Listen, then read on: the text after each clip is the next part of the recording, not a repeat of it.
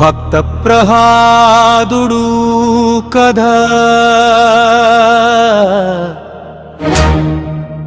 ఎప్పుడో ఒకప్పుడు హిరణ్యకశిపుడు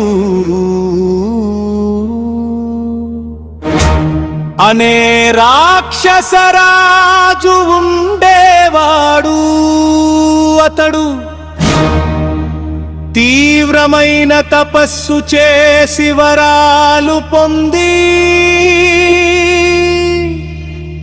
తానే ప్రపంచంలో గొప్పవాడినని గర్వించేవాడు. తన రాజ్యంలో అందరూ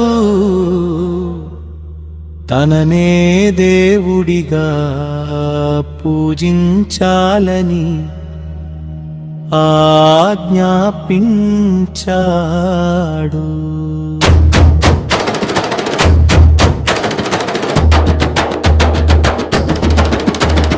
కానీ అతని కుమారుడు ప్రహ్లాదుడు మాత్రం చిన్నప్పటి నుంచే శ్రీ మహావిష్ణువుకు పరమ భక్తుడు. నారాయణ నారాయణ అని ఎల్లప్పుడూ భగవంతుడి నామస్మరణ చేసేవాడు.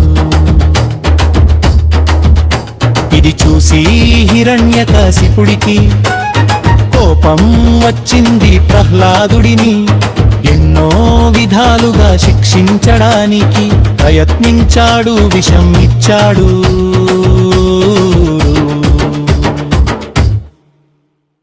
ఏనుగులతో తొక్కించాలని చూశాడు, అగ్నిలో వేయించాడు, కొండపై నుంచి తోసించాడు. కానీ ప్రతిసారి శ్రీ మహావిష్ణువు తన భక్తుడిని కాపాడాడు.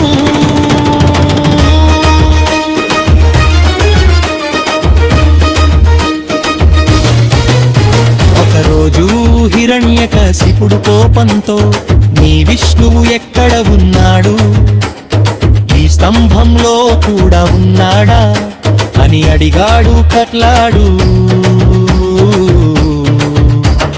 భగవంతుడు అన్ని చోట్ల ఉన్నాడు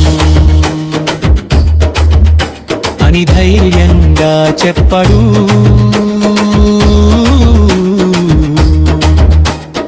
అప్పుడు హిరణ్యకశిపుడు స్తంభాన్ని బలంగా కొట్టాడు. వెంటనే స్తంభం చీలిపోయి శ్రీ మహావిష్ణువు నరసింహావతారంలో ప్రత్యక్షమయ్యాడు. సంధ్యా సమయంలో గడపపై కూర్చొని తన గోళ్లతో హిరణ్యకశిపుడిని సంహరించాడు.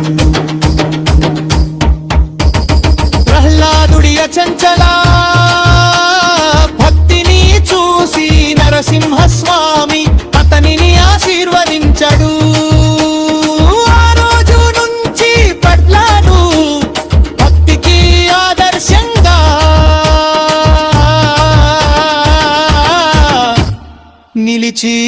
నిలిచిపోయాడు.